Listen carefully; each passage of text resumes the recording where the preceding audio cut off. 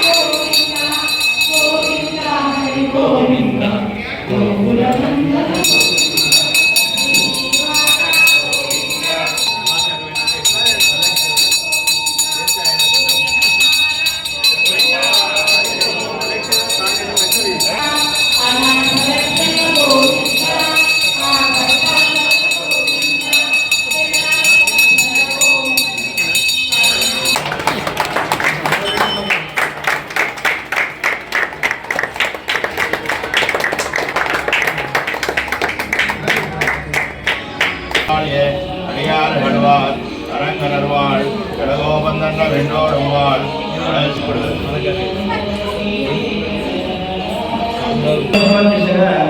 దేవరకొండ వెళ్తోంది. ఆ పూర్వవైభవం పూర్తిగా శ్రీధర్ గారు కోరుకున్న విధంగా, కమిటీ కోరుకున్న విధంగా రామకృష్ణ గారు సహకరిస్తూ అవినాశాల వారు దాంట్లో భాగమై ఈ గ్రామానికి ఉన్నటువంటి అత్యంత పురాతనమైన ఈ ఆలయాన్ని చుట్టుపక్కల అన్నింటికీ ఆదర్శంగా ఉండేలాగా ఆరాధనా క్రమాన్ని కొనసాగిస్తూ వారు ధరిస్తూ వచ్చినటువంటి భక్తులందరినీ కూడా తరింపజేసే దిశగా వెళ్ళాలి అని ఆ శ్రీవారి శ్రీచరణాలను ప్రార్థిస్తూ మీ అందరికీ కూడా అనేకమైనటువంటి మంగళాశాసనాలు చేస్తున్నాం.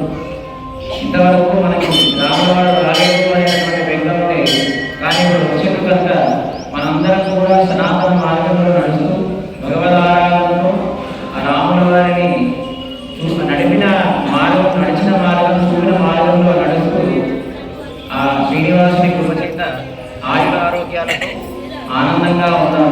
అలా ఉండే సామర్థ్యాన్ని ఆ స్వామివారి వారికి ప్రసాదించాలి అని ప్రార్థిస్తూ మీ అందరికీ మంగళాశాసనాలు ఇస్తున్నాం.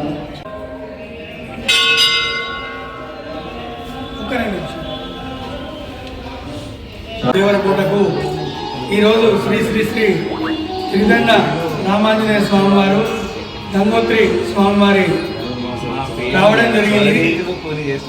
అలాగే మన నరసింహపల్లి వెంకటేశ్వర స్వామి హిందూరు తిరుమలగా పేరుగాంచిన మన నరసింహారెడ్డి గారు ఇక్కడికి రావడం మేము ఎంతో ఆనందం వ్యక్తం చేస్తూ వారికి స్వాగతం పలుకుతున్నాము. మన ఈ నిర్మల్ దేవరకోట, ఇంత ప్రాచీన దేవరకోటకు మన స్వామివారు ఈసారి 3-4 సార్లు రావడము, నేను చైర్మన్గా ఉన్నప్పుడు వారు రావడం మా పూర్వజన్మ సుకృతంగా భావిస్తూ వారి ఆశీస్సులు వేలవేళలా నాపై ఉండాలని, మన నిర్మల్పై ఉండాలని కోరుకుంటున్నాను. సంవత్సరము మన ఈ దేవరకోట దేవాలయంలో నా భూతో నా భవిష్యత్ 60,000 పైచిలకు భక్తులు మన ముక్కోటి ఏకాదశి ఉత్తర ద్వారం దర్శనము చేయడం జరిగింది. అలాగే మన గోదా కళ్యాణానికి కూడా 2,500 పైచిలకు భక్తులు అంగరంగ వైభవంగా మనము నిర్వహించడం జరిగింది. సంవత్సరం మాత్రము మనకు కొన్ని అద్భుతమైన కార్యక్రమాలు తను చెప్పినా కొద్ది నేను నిర్వహించడం జరిగింది. దానిలో సుదర్శన యాగము ఇన్నేళ్ల తర్వాత ఈ పురాతనమైన ఆలయంలో మా చేతుల మీదుగా జరగడం మేము పూర్వజన్మం అని నేను అనుకుంటున్నాను.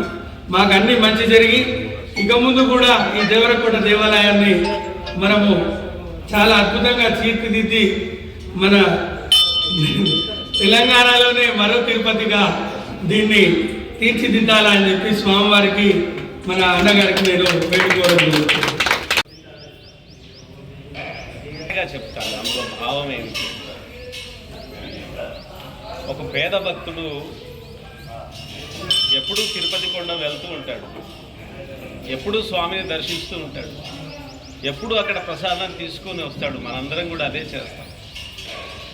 కానీ ఆయన నేరుగా స్వామిని అడుగుతుంటాడు, ఏం స్వామి ఎప్పుడు నేనే మీ ఇంటికి వచ్చుడా, నువ్వు ఒకసారైనా మా ఇంటికి రావచ్చుదా? మన సంబంధాలు అంతే కదా. నేను 10 సార్లు మీ ఇంటికి వస్తే నువ్వు ఒకసారైనా నా ఇంటికి వస్తే మన బంధం గట్టిపడుతుంది, నిలబడుతుంది. కానీ భక్తుడిగా ఎప్పుడు నేనే నీ దగ్గరికి వస్తున్నాను, నువ్వు ఒకసారి నా ఇంటికి ఎందుకు రావు? ఓహో ఎందుకు రావు అంటే బహుశా నేను లోకం దృష్టిలో లోకం ఎట్లయితే చూస్తుందో అట్లా అందరికంటే పేదవాణ్ణి అని అనుకుంటున్నావేమో అని మొదలు పెడతాడు. దీన్ని మన సంప్రదాయంలో నిందాస్తుతి అంటారు. అంటే ఒకవైపు తిడుతున్నట్టు ఉంటుంది, మళ్ళీ శరణు వచ్చినట్టుగా ఉంటుంది. అలాంటి నిందాస్తుతి ఒకటి భగవంతుడు ఎప్పుడో మాకు 30 ఏళ్ల క్రితం రాసుకున్న పాట. అది ఈరోజు ప్రపంచవ్యాప్తంగా చాలా ఫేమస్ అయింది. చాలామంది ఆ పాటని ఏ గాయకుడు పాడినా ఎక్కడ పాడినా ముందు ఈ పాట పాడండి అని అడుగుతారు. దాన్ని నేను మీకు మాటగా చెప్తాను. ఒక్కసారి రావాలని స్వామి ఎన్నాళ్ళుగా పిలుస్తుంటే స్వామి, ఒక్కసారి రావాలని స్వామి ఎన్నాళ్ళుగా పిలుస్తుంటే స్వామి, వేడి వేడి అన్నంలో వెన్నపూస నేవేస్తా, వేడి వేడి అన్నంలో వెన్నపూస నేవేస్తా, ఆవకాయ వడ్డించి పక్క నుండి తినిపిస్తా, ఒక్కసారి రావాలని స్వామి ఎన్నాళ్ళుగా పిలుస్తుంటే స్వామి, పండ్లు నీకు పెట్టేందుకు శబరమ్మను గాను నేను, పండ్లు నీకు పెట్టేందుకు శబరమ్మను గాను నేను, పలహారాలిచ్చేందుకు మహారాజును గాను నేను, పేదింట్లో వంట తింటే, నేను పేదోన్ని కదా, పేదింట్లో వంట తింటే నీ పేరేమీ తరగదులే, నా దగ్గర ఏం లేదు. పేదింట్లో వంట తింటే పేరేమీ తరగదులే, గొంగట్లో కూకుంటే నీ గొప్పేమీ కరగదులే. గొంగట్లో కూర్చోవాలంటే కొంచెం ఇబ్బంది పడతారు పెద్దవాళ్ళు. నువ్వు అంత పెద్దవాడివి కదా, నా దగ్గర గొంగడే ఉంది.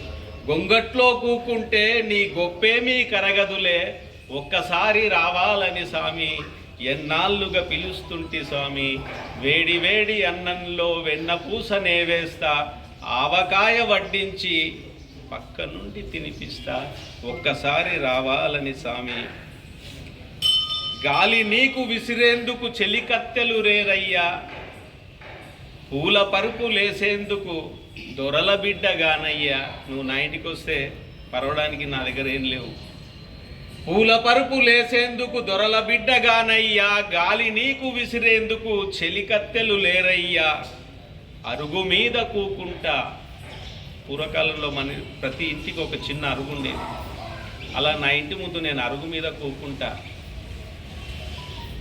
పూల పరుపు లేసేందుకు దొరల బిడ్డగానయ్యా, గాలి నీకు విసిరేందుకు చెలికత్తెలు లేరయ్యా, అరుగు మీద కూకుంటా, తొడ మీద ఒరుగు స్వామి, నీ తలను కాస్త నిమురుతుంటా, నీ తలను కాస్త నిమురుతుంటా, నిదురదీయి నా స్వామి, ఒక్కసారి రావాలని స్వామి ఎన్నాళ్ళుగా పిలుస్తుంటే స్వామి. అప్పుడెప్పుడో ద్వాపరంలో త్రేతాయుగంలో నువ్వు కొన్ని విశేషాలు చేసావంట. పడవ నిన్ను దాటిస్తే పరవశించినావంట, పిడికెడన్ని అటుకులకే పొంగిపోయినావంట. ఒక పేదవాడు నీకు పిడికెడు అటుకులు పెడితే పొంగిపోయినావు, మరొక గుహుడు నిన్ను పడవను దాటించినందుకు పరవశించినావంట. పిడికెడన్ని అటుకులకే పొంగిపోయినావంట, పడవ నిన్ను దాటిస్తే పరవశించినావంట. ఎంతటి దయగలవాడో వెంకటేశుడనుకుంటి, ఎంతటి దయగలవాడో వెంకటేశుడనుకుంటి, అంతటి నా స్వామి నువ్వు నా ఇంటికి రావేంటి, ఒక్కసారి రావాలని స్వామి ఎన్నాళ్ళుగా పిలుస్తుంటే స్వామి. వేడి వేడి అన్నంలో వెన్నపూస నేవేస్తా, ఆవకాయ వడ్డించి పక్క నుండి తినిపిస్తా, ఒక్కసారి రావాలని స్వామి ఎన్నాళ్ళుగా పిలుస్తా.